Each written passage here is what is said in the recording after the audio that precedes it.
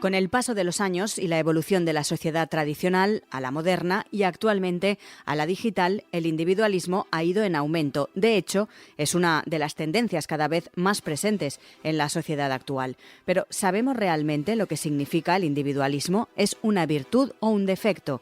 ¿Es una forma de libertad o de egoísmo? ¿Existe una relación directa entre salud mental e individualismo? Hoy, en Plaza al Día, ¿por qué somos más individualistas que nunca?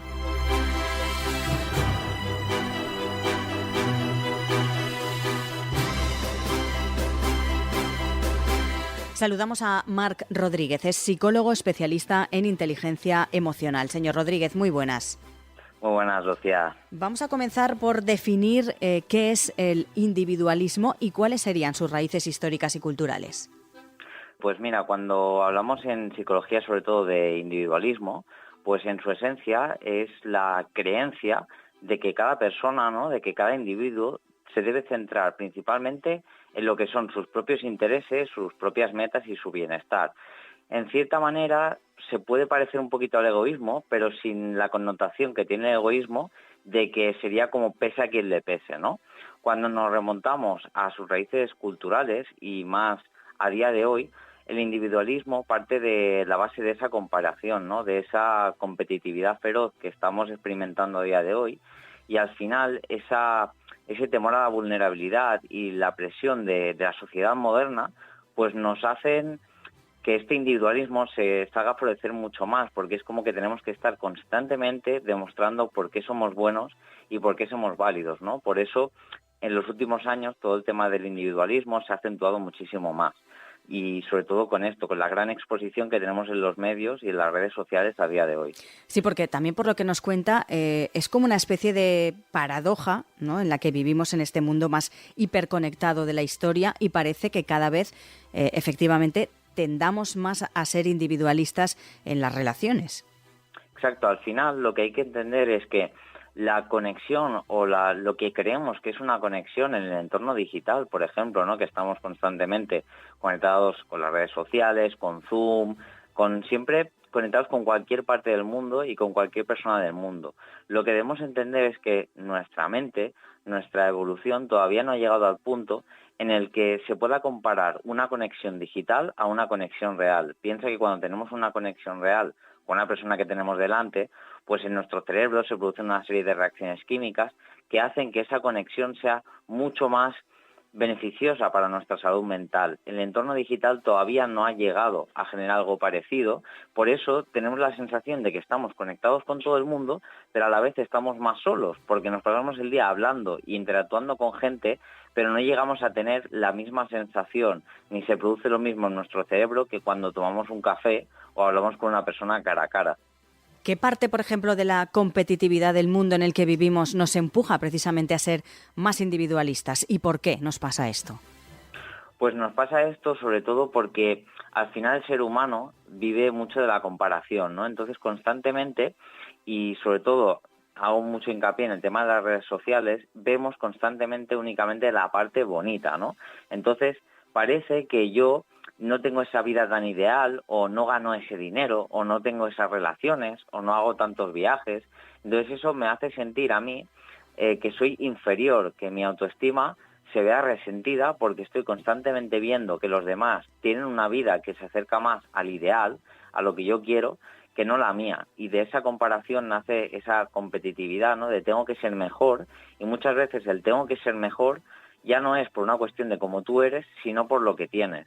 Una sociedad que cada vez tiende más al materialismo, las personas caen en el error de creer que tener más y acumular más significa ser mejor, y no nos basamos en todo aquello que la ciencia y los estudios han demostrado que realmente nos hace felices.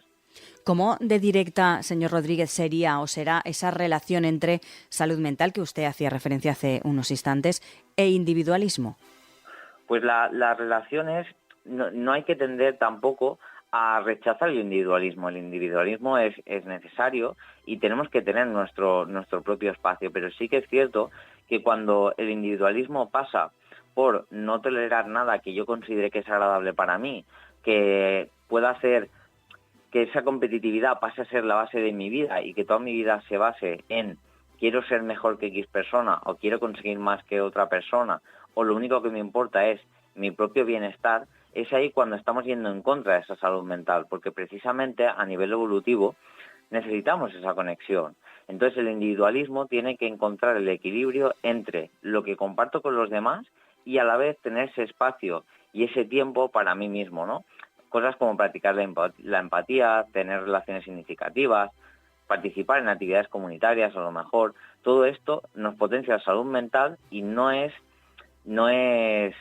fluyente de tener mi individualidad y tener mi momento y mi propia carrera, ¿no? Se trata de encontrar el equilibrio entre los dos mundos, lo comunitario y lo individual. Que eso es lo más difícil, pero por ejemplo, la soledad, el aislamiento social o la falta de apoyo emocional podrían ser algunas de las consecuencias más notables del individualismo. Totalmente. O sea, al final, cuando nos caemos en ese individualismo y caemos en la actitud de es que nadie me entiende, es que nadie me comprende, cuando estamos constantemente centrando la atención en nosotros pero mirando fuera, ese es el error que cometen muchas personas. Y cuando hablamos de individualismo se trata de mirar tú hacia adentro y no mirar hacia afuera. Yo miro mi individualismo en función de la reacción de los demás, de lo que espero de los demás, de lo que espero de la vida. Yo tengo que mirar a mí y únicamente a mí y lo que a mí me hace feliz. Cuando miro fuera y veo que las cosas no son como me gustaría o que no todo el mundo apoya esas ideas o mis objetivos o mis metas, caigo en la tendencia de creer que el problema está en el mundo externo y me aíslo, sufro de esa soledad, siento que nadie me entiende. Todo pasa al final por generar más autoconciencia sobre mí mismo, sobre lo que yo quiero y cómo quiero que sea mi vida, y no tanto poner la vista afuera. Es decir, que esa relación entre soledad y el individualismo sí que es notable, ¿no? Sí que es una consecuencia exactamente de ese individualismo, ¿no? Nos puede llegar a afectar. Exacto. Por ejemplo, está esta cultura del individualismo destruyendo, podemos decir, nuestras amistades, o esa afirmación es un poco exagerada. Bueno, en muchas ocasiones el individualismo no es que destruya las amistades como tal, sino que cuando uno hace un ejercicio saludable de pensar en uno mismo, es posible que muchas relaciones, muchas amistades se hayan mantenido en el tiempo por suplir esa necesidad de pertenencia que todos tenemos, por querer encajar en un grupo. Entonces sí que es cierto que cuando una persona empieza en este proceso, ¿no?, de desarrollo personal, de conocerse, de buscar y entender un poco más quién soy y quién quiero ser, es normal que ciertas relaciones pierdan intensidad, pero para mí yo lo considero un problema cuando noto que eso no me hace crear nuevas relaciones. Cuando no me conozco, cuando únicamente me centro en mí y no miro a los demás ni busco en fomentar nuevas relaciones, ahí se convierte en un problema y es cuando se destruyen las amistades. También hay que, el individualismo también pasa por respetar el individualismo de los demás. Ver qué puntos en común me unen a esta persona y si hay puntos que no están en común, tampoco tenemos por qué estar de acuerdo en todo, ¿no? Tampoco hay que pasar de un extremo al otro, del extremo de lo aguanto todo y lo soporto todo, al solo pienso en mí y si no estás de acuerdo conmigo eres mi enemigo. Bueno, eso también es un poco esa empatía que debería haber y a veces no la hay, ¿no? Exacto. Otro aspecto, por ejemplo, donde se aprecia que la mente de los españoles se vuelve individualista, que según un estudio, más de la mitad, es decir, un 57%, no piensa ahorrar para una herencia cuantiosa a sus hijos. ¿Más individualista significa más egoísta o no tiene por qué? No tiene por qué, pero sí que es cierto que hay una relación bastante cercana, ¿no? Yo creo que el egoísmo es el individualismo tóxico, ¿no? Pienso únicamente en mí y no pienso más que lo que yo quiero y en ese placer inmediato, esa gratificación inmediata. Lo que hay que entender es que hay una gran parte de nuestro bienestar, de nuestra salud mental, que que su base es la huella, el impacto, la contribución que yo genero a este mundo. Cuando yo pienso en el individualismo como algo que únicamente me va a beneficiar a mí, es cuando se vuelve en egoísmo. Pero cuando yo pienso en el individualismo, en el sentido de yo, ¿qué quiero conseguir yo? ¿Qué quiero lograr yo? ¿Qué quiero para mi vida? Y cómo eso va a afectar y puede impactar en la vida de los demás, ya no estoy siendo egoísta porque me estoy planteando, oye, ¿qué quiero yo? Pero cómo lo que yo quiero puede afectar a los demás. No son excluyentes, es decir, que yo piense en lo que yo quiero para mi vida no significa que lo que yo quiero para mi vida no pueda generar un impacto en los demás.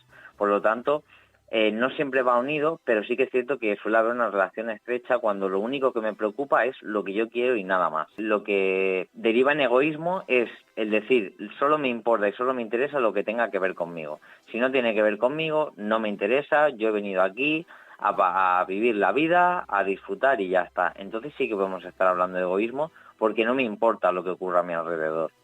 Hablábamos hace un instante de practicar la empatía. ¿Cómo se pueden superar las barreras del individualismo? Esta sería una manera, practicar la empatía, pero ¿de qué otras maneras? Pues otra de las maneras, por ejemplo, sería cultivar relaciones significativas. Es decir, el mirar de trabajar las relaciones, el no dar por sentado que una relación se mantiene solamente con el tiempo. Es decir, si yo estoy pasando por una situación complicada o vienen fechas señaladas o tengo un nuevo trabajo, pues yo siempre soy partidario de reservar un tiempo, unos momentos durante el día, durante la semana, para cultivar esas relaciones, para mandarle ese mensaje a esa persona y decirle, oye, hoy me he acordado de ti, o me gustaría que quedáramos para contarte algo, o tengo una novedad, o oye, ¿qué tal las fiestas? Es decir, cultivar esas relaciones porque una relación significativa hace que nos sintamos mucho más conectados y potencia esa salud mental. Otra de las quizá más potentes y que más me gusta y siempre recomiendo es practicar la gratitud. ¿Por qué? Porque el reconocer que tenemos muchos motivos para estar agradecidos promueve la generación, la creación de sentimientos positivos y cuando uno se siente feliz, cuando uno se siente agradecido, cuando uno siente que ya tiene todo, es mucho más fácil que se fortalezcan las conexiones con los demás y quizás estoy vibrando, ¿no? Tengo una emoción mucho mayor que hace que no me centre tanto únicamente en lo que yo quiero, sino también cómo yo puedo devolver este agradecimiento y esta emoción que tengo hacia los demás. Al final, las emociones son contagiosas, ¿no? Entonces, yo, si me tuviera que quedar con tres, diría esta: cultivar las relaciones desde en el sentido más puro de la palabra cultivar, como practicar la empatía y practicar la gratitud. Puede ser también que en la sociedad en la que vivimos, que vamos siempre corriendo a todas partes, o esa es la sensación que tenemos, ¿no? Que vamos y no llegamos, vamos a contrarreloj siempre. Descuidamos un poco por esa parte también nuestras relaciones, nuestras amistades. Piensas, voy a llamar a, no sé, a alguien para efectivamente felicitar las fiestas, pero luego por las prisas, por el ajetreo diario, no lo haces. Esa parte también individualista también nos puede llegar a afectar en las relaciones por culpa de este mundo en el que vivimos siempre a tope y acelerados. Totalmente, o sea, al final uno pasa mucho, ¿no? Y me lo encuentro mucho en consulta, que muchas veces vamos corriendo y ni siquiera nos hemos preguntado a dónde vamos. Llevamos un ritmo en el que yo creo que como mínimo a diario deberíamos pararnos un momentito, reflexionar, respirar, tomar una respiración profunda y decir, vale, ¿qué es lo realmente importante para mí? ¿No? ¿Qué me está faltando? ¿A dónde estoy corriendo? ¿Para qué estoy haciendo esto? Yo creo que para qué es una pregunta que nos hacemos muy poco y realmente pararte tienes que ser tú quien decida cómo quieres invertir tu tiempo, tu atención, tu energía. Entonces, si realmente para ti es importante tener ese contacto, o cojo el ejemplo de felicitar las fiestas, que no sea simplemente un pensamiento. Es decir, el pensamiento está muy bien, pero yo tengo que accionar, tengo que hacerlo. Por lo tanto, resérvate un momento en la agenda, un momento en el día, apúntate en algún lugar. No irme a dormir sin haber llamado a esta persona. ¿Por qué? Porque eso es importante. Y el problema de ir corriendo es que muchas veces no nos paramos a ver lo que es realmente importante y cuando queremos parar a veces es demasiado tarde. Entonces, si realmente algo es importante para ti, para cualquier persona, resérvate el tiempo y el espacio necesario para llevarlo a cabo, porque si no, o no es tan importante o nos estamos confundiendo y nos estamos olvidando de lo que es realmente importante. Dedicar un tiempo y un espacio a estas cosas es realmente necesario y totalmente imprescindible para una buena salud mental. Si no, tarde o temprano nos acabará pasando factura. Y porque también es peligroso, no sé usted su opinión cuál es, pero parece como un efecto dominó. Es decir, si yo descuido un poco mis amistades también descuidan ese contacto conmigo. No sé si eso también ocurre. Pasa totalmente y pasa muy a menudo porque, claro, se crea un bucle entre no le voy a llamar porque, bueno, no le llamo porque estoy corriendo, porque tengo muchas cosas que hacer, y esa persona a su vez a lo mejor no me llama porque sabe que tengo muchísimas cosas que hacer y tampoco me quiere molestar. O como yo no le llamo y no le muestro interés, pues esa persona, es decir, lo que pasa por la mente de la otra persona pueden ser miles de cosas. Pero lo que está claro es que si no hay un primer movimiento, si no hay alguien que haga girar la rueda no va a girar. Y a su vez, súper importante, cuando yo tengo estos contactos, cuando yo hago estas llamadas, decirle a la otra persona, oye, me ha encantado hablar contigo, oye, tenemos que hablar más, pues mira, quedamos la semana que viene, te vuelvo a dar un toque y me cuentas. Es decir, tirar un poco el anzuelo para que la otra persona lo recoja, entienda que para mí es importante y es bueno esto y quiero hacerlo más, me quiero comprometer a hacerlo más. Pero siempre tiene que haber alguien que dé el primer paso para volver a retomar y hacer girar la rueda, si no es imposible. No podemos dejar estas cosas al azar tampoco, o bueno, ya le llamaré, no. ¿En qué momento le voy a llamar? ¿En qué momento del día? ¿Qué le voy a contar? Es decir, realmente darle la importancia que merece.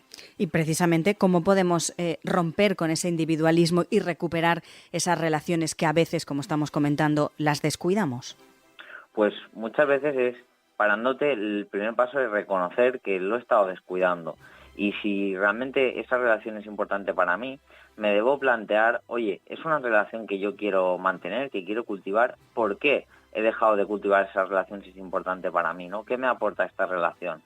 Una vez hecho esto y me he dado cuenta de qué relaciones realmente son importantes para mí, pues todo empieza con un mensaje, todo empieza con una llamada, pero el mejor consejo que puedo dar es, lo mejor es cara a cara, y si no puede ser cara a cara, por lo menos como mínimo por teléfono, pero el quedar, por ejemplo, personalmente con una persona ya requiere de un tiempo, requiere de una atención, requiere de esa conexión, genera esa conexión que hablamos al principio. Por lo tanto, el primer paso es, por ejemplo, una llamada de, oye, me encantaría quedar contigo para tomar un café, ¿cómo lo tienes este fin de semana? ¿O cómo lo tienes mañana? ¿O en qué momento podríamos quedar? Es decir, simplemente esa llamada, no hace falta llamar y hacer la gran conversación, sino el primer anzuelo que decíamos antes, ¿no? Llamar para programar esa quedada y para decirle a esa persona, oye, estás en mi mente, estás presente en mi mente, quiero que nos veamos, quiero compartir cosas contigo, ¿cómo lo tienes, no? Respeto también tu espacio y sé que tienes muchas cosas, pero que sepas que yo quiero tener este contacto. Entonces ya la pelota cae en el tejado de la otra persona. Pero el simple hecho de decir, oye, estoy aquí, quiero que nos veamos, quiero compartir tiempo contigo, es un muy buen primer paso. Y a todo esto, señor Rodríguez, habría que añadir el hecho de que pues en los últimos años las llamadas de teléfono se están también perdiendo y sustituyendo por los mensajes o los audios en WhatsApp, por ejemplo. Eso también favorece el individualismo, claro. Claro, por supuesto, porque ya no es que tú me llamas y yo te atiendo y hablamos y mantenemos este espacio, este tiempo, sino que tú me mandas un audio y ya te contestaré yo cuando yo quiera. Si tú me llamas y no te contesto es porque no puedo, pero si tú me mandas un audio y a lo mejor lo veo, digo, bueno, ya cuando me apetezca contesto, ¿no? Y ya es como que todo pasa únicamente por y para mí y cuando a mí me vaya bien, y que sí que estoy de acuerdo, que tú tienes que escucharlo cuando te vaya bien.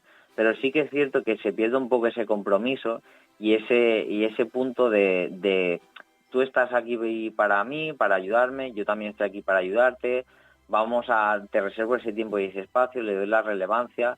Entonces, al final yo creo que también tenemos que poner un poco más de esfuerzo por nuestra parte y si las personas son importantes para nosotros, que se note y hacerlo notar y también decírselo a las personas. Por último, ¿cómo se presenta el futuro en este sentido? ¿Qué modelo, por ejemplo, deberíamos legar a las futuras generaciones para que no se apodere de nosotros el individualismo?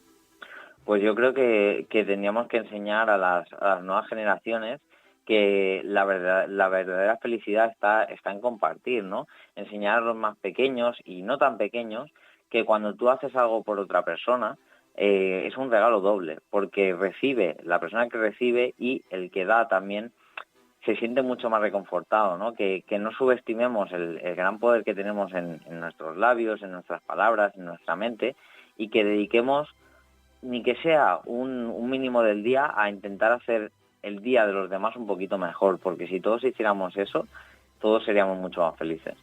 Pues Marc Rodríguez, psicólogo especialista en inteligencia emocional. Nos hemos apuntado todos sus consejos para ser un poquito menos individualistas. Gracias por acompañarnos. A ti.